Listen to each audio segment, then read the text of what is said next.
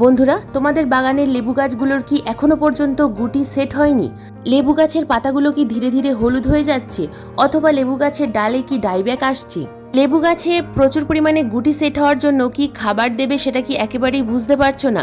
জমির গাছের মিডিয়াতে অথবা টবের গাছের মিডিয়াতে কোন ধরনের খাবার প্রয়োগ করতে হবে, গাছের পাতায় কোন ধরনের খাবার স্প্রে করতে হবে, কোন খাবার এখন স্প্রে করা যাবে বা কোন খাবার গাছের মিডিয়াতে প্রয়োগ করা যাবে, অথবা গাছে যদি প্রচুর পরিমাণে পোকামাকড়ের আক্রমণ হয় তাহলে এই সময় গুটি থাকা অবস্থায় গাছে কোনো রকম কোনো কীটনাশক প্রয়োগ করা যাবে কি না, সব কিছু ডিটেলসে বলবো আজকের এই ভিডিওতে।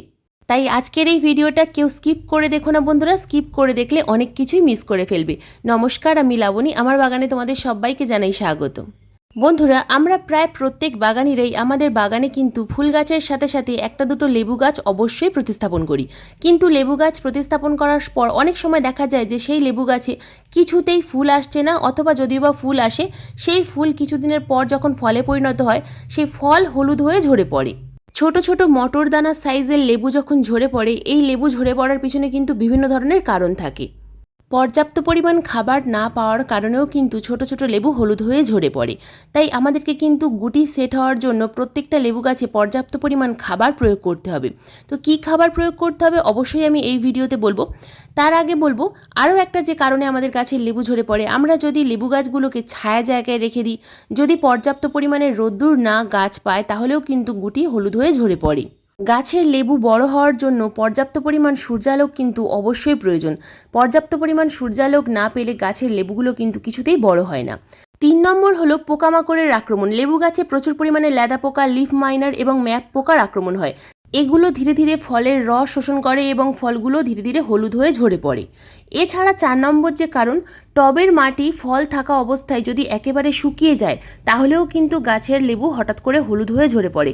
তাই ফল থাকা অবস্থায় কখনোই টবের মাটি যেন একেবারে শুকিয়ে না যায়, আবার কখনো যেন অতিরিক্ত ভেজা ভেজা না হয়ে থাকে। তাই অল টাইম হালকা ময়েশ্চার রাখতে হবে, কিন্তু কখনো খুব বেশি শুকিয়ে ফেলা যাবে না, আর খুব বেশি কাদা কাদাও করা যাবে না। গুটি ঝরে পড়ার কারণগুলো তো বললাম, এবার আসি ফল থাকা অবস্থায় বিভিন্ন লেবু গাছে কিন্তু ডালে ডাইব্যাকের সমস্যা দেখা দেয়। ঠিক গোলাপ গাছের মতো আমাদের বাগানের লেবু গাছগুলোরও কিন্তু ডাল ডাইব্যাক হয়ে যায়, হঠাৎ করে ডালগুলো শুকিয়ে যায়। তো যখনই দেখবে যে বাগানের কোনো লেবু গাছের একটা ডাল শুকিয়ে যাচ্ছে, সেই সময় কিন্তু পরিচর্যা শুরু করতে হবে। শুকিয়ে যাওয়া ডালগুলোকে প্রথমে কেটে ফেলতে হবে, তারপর ফাঙ্গিসাইডের প্রলেপ লাগিয়ে দিতে হবে অথবা ফাঙ্গিসাইড স্প্রে করতে হবে। এরপর টবের মিডিয়াটা হালকা করে খুশে ফেলতে হবে। টবের মিডিয়া খুশে দেওয়ার পর যদি দেখো যে টবের মিডিয়া শুকিয়ে আছে তাহলে সঙ্গে সঙ্গেই তোমরা ট্রিটমেন্ট করতে পারবে। যদি দেখো যে ভিজে আছে তাহলে একদিন রেখে দিয়ে পরের দিন ট্রিটমেন্ট করতে হবে।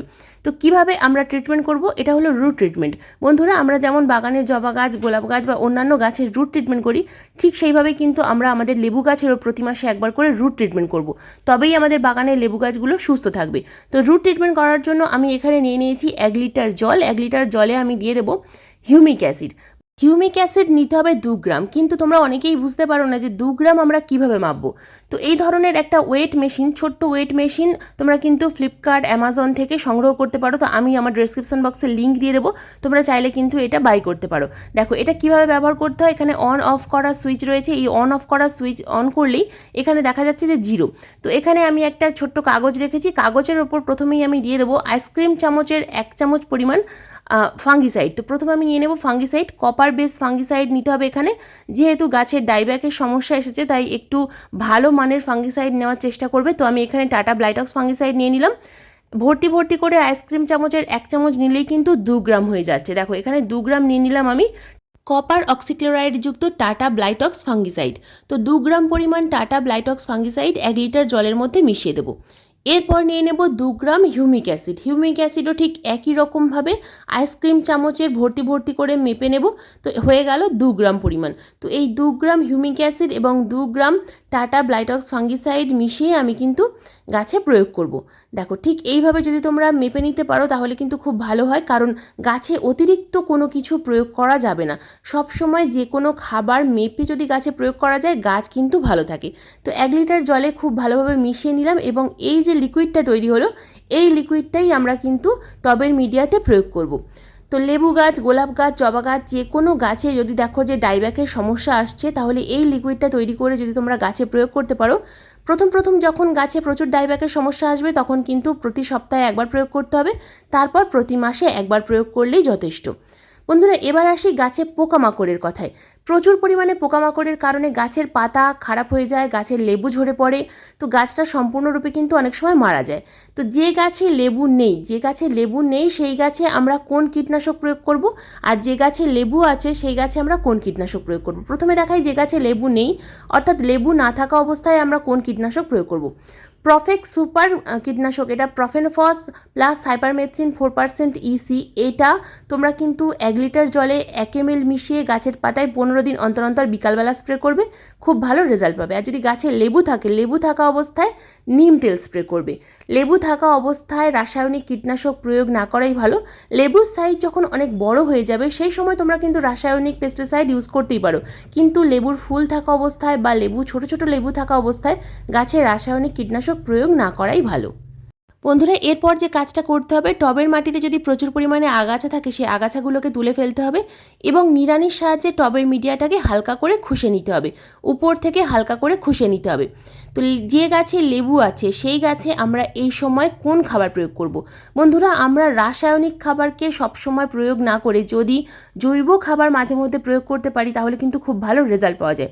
বছরে 3 থেকে 4 বার রাসায়নিক খাবার আর বাদবাকি সময় যদি আমরা জৈব খাবার প্রয়োগ করি খুব ভালো রেজাল্ট পাওয়া যায়। লেবু থাকা অবস্থায় গুটি ঝরে যদি পড়ে তোমাদের গাছে, তাহলে তোমরা কিন্তু ম্যাগনেসিয়াম, পটাশিয়াম এবং বোরন সমৃদ্ধ খাবার প্রয়োগ করবে, তার সাথে তোমরা সামান্য পরিমাণ ক্যালসিয়ামও প্রয়োগ করবে। তো এখানে আজকের আমি একটা জৈব তরল খাবার গাছে প্রয়োগ করব, তো তার জন্য নিয়েছি আমি এখানে পেঁয়াজের খোসা এবং কলার খোসা।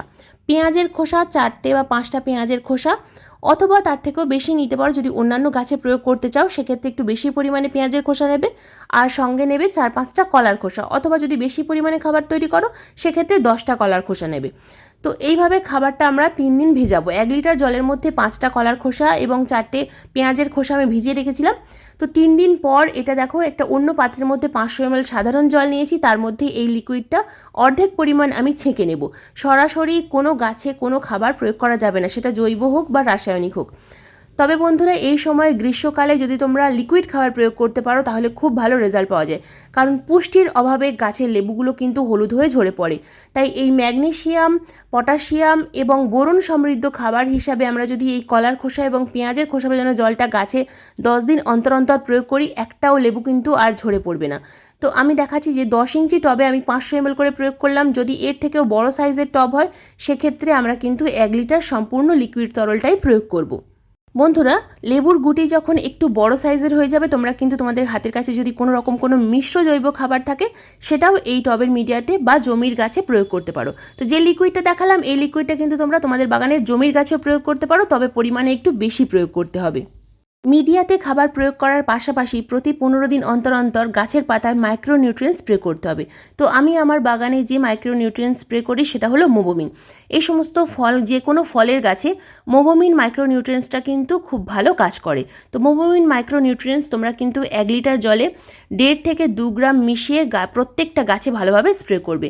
তো এটা 15 দিন অন্তর অন্তর করলে প্রত্যেকটা গাছে প্রচুর পরিমাণে লেবু যেমন আসবে, লেবুর গুটি সেট হবে এবং লেবুগুলো ধীরে ধীরে কিন্তু বড় হতে থাকবে।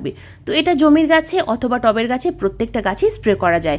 আর এগুলো স্প্রে করতে থাকলে এবং এই সমস্ত খাবার গাছের গোড়ায় দিতে থাকলে প্রত্যেকটা লেবু যেমন রসালো হবে এবং প্রত্যেকটা লেবু সাইজে অনেক বড় হবে। তো বন্ধুরা, এই ছিল আমার এপ্রিল মাসে লেবু গাছের পরিচর্যার ভিডিও। আজকের এই ভিডিওটা তোমাদের কেমন লাগলো অবশ্যই কমেন্ট করে জানাবে। যদি লেবু গাছ সংক্রান্ত কোনো রকম কোনো প্রশ্ন থাকে তাহলে অবশ্যই কমেন্ট বক্সে কমেন্ট করবে, আমি যথাযথ উত্তর দেওয়ার চেষ্টা করব। তো বন্ধুরা, এই ছিল আজকের আমার ভিডিওর বিষয়বস্তু। আজকের এই ভিডিওটা তোমাদের কেমন লাগলো অবশ্যই কমেন্ট করে জানাবে। যদি ভালো লাগে তো একটা লাইক করো, শেয়ার করো, হাইপ করো। চ্যানেলে নতুন বন্ধু হয়ে থাকলে চ্যানেলটাকে সাবস্ক্রাইব করে পাশে বেল আইকনটা প্রেস করে দিও এরকম নিত্য নতুন বাগান সংক্রান্ত ভিডিও দেখার জন্য। আজকের এই ভিডিওটা সম্পূর্ণ মনোযোগ দিয়ে দেখার জন্য তোমাদের সবাইকে জানাই অসংখ্য অসংখ্য ধন্যবাদ।